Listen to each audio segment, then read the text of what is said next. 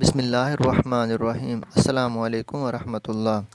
ایک بار یہودیوں نے سوچا کہ حضرت علی رضی اللہ تعالیٰ عنہ سے سوال کیا جائے کہ حضرت علی رضی اللہ تعالیٰ عنہ سوچ میں پڑ جائیں۔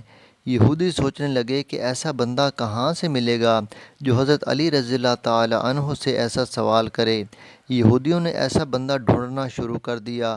ڈھونڈتے ڈھونڈتے کافی عرصے کے بعد ایک ایسا یہودی عالم کے پاس گئے جو 70 سال سے ایک غار میں رہ رہا تھا۔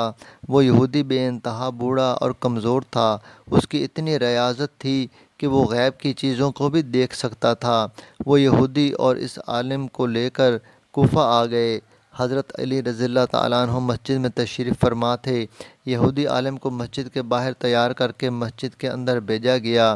یہودی عالم جب مسجد کے اندر داخل ہوا تو سامنے حضرت علی رضی اللہ تعالیٰ عنہ ممبر پر تشریف فرما تھے۔ اے علی رضی اللہ تعالیٰ عنہ، میں جانتا ہوں تم کوفہ کے لوگوں سے سوال کرتے ہو، مجھ سے سوال کر کے دیکھو، میں آپ رضی اللہ تعالیٰ عنہ کو جواب دوں گا۔ حضرت علی رضی اللہ تعالیٰ عنہ نے کہا کہ اکیلا تو ہی جواب دے گا یا تجھے جو لے کر آئے ہیں وہ بھی تمہارا ساتھ دیں گے؟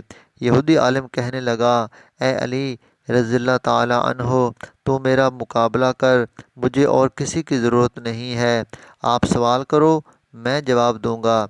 مسجد میں موجود لوگوں نے حضرت علی رضی اللہ تعالیٰ عنہ سے عرض کیا، اے علی رضی اللہ تعالیٰ عنہ، اب سوال کریں۔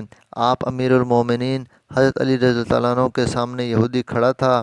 اچانک علی رضی اللہ تعالیٰ عنہ نے اپنے ہاتھ کو پیچھے کر کے اپنی مٹھی یہودی کے آگے کر دی کہ بتاؤ میری مٹھی میں کیا ہے۔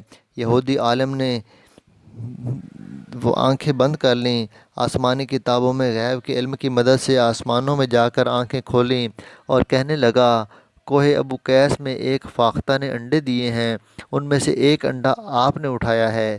صحابہ کرام اور مسجد میں تمام لوگوں کی نظریں حضرت علی رضی اللہ تعالیٰ عنہ کے ہاتھ پر تھیں کہ دیکھیں کیا نکلتا ہے۔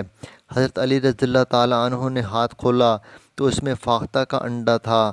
تو یہودی اس یہودی عالم سے کہنے لگے، بہت اچھا، اور کہنے لگے، اب کریں علی سوال۔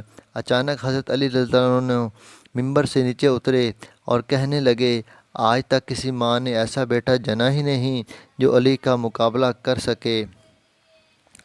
حضرت علی رضی اللہ تعالیٰ عنہ نے وہی انڈا یہودی عالم کے ہاتھ پر رکھ دیا اور فرمایا کہ لے، اسے وہیں رکھ کر دکھا جہاں سے میں نے اسے اٹھایا ہے۔ حضرت علی رضی اللہ تعالیٰ عنہ کا اتنا کہنا تھا کہ یہودی عالم آپ رضی اللہ تعالیٰ عنہ کے قدموں میں گر پڑا اور کہنے لگا، اے علی، جو میں نے کیا وہ عالم کرتے ہیں اور جو آپ نے کیا وہ کسی عالم کے بس کی بات نہیں ہے۔ جب یہودی عالم نے یہ دیکھا تو شرمندہ ہو کر جانے لگا۔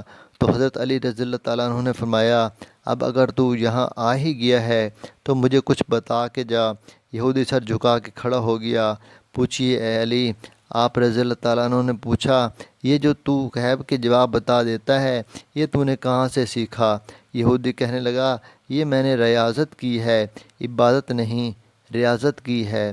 علی رضی اللہ تعالیٰ عنہ نے کہا، اپنا نفس مارا؟ یہودی کہنے لگا، جی مارا۔ حضرت علی رضی اللہ تعالیٰ عنہ نے کہا، کیا کرتا ہے تو نفس مارنے کے لیے؟ یہودی کہنے لگا، میرا نفس جس کام کے لیے کہتا ہے میں وہ کام نہیں کرتا، جس کے لیے روکتا ہے وہ میں کرتا ہوں۔ کلمہ نہ پڑھتے ہوئے بھی ریاضت کے مقام پر پہنچ گیا ہوں کہ میں غیب کی چیزوں سے واقف ہو گیا ہوں۔ حضرت علی رضی اللہ تعالیٰ عنہ نے فرمایا، اچھا، تیرا نفس جو تجھے کہے وہ تو نہیں کرے گا؟ اس یہودی کہنے لگا، بالکل نہیں کروں گا۔ حضرت علی رضی اللہ تعالیٰ عنہ نے کہا، تیرا نفس کیا کہتا ہے تیرے مسلمان ہونے کے لیے؟ یہودی کہنے لگا، میرا نفس کہتا ہے مسلمان نہ ہو۔ حضرت علی رضی اللہ تعالیٰ عنہ نے فرمایا، اگر تیرا نفس کہتا ہے کہ تو مسلمان نہ ہو تو پھر تو مسلمان ہو، کیونکہ تو کہتا ہے کہ تیرا نفس جس کام کے لیے تجھے روکتا ہے تو وہ کرتا ہے۔ یہودی حضرت علی رضی اللہ عنہ کے قدموں میں گرا اور کہنے لگا، تو نفس سے کیسے واقف ہے؟ حضرت علی رضی اللہ تعالیٰ عنہ نے فرمایا کہ اللہ نے مجھے اتنا علم دیا ہے۔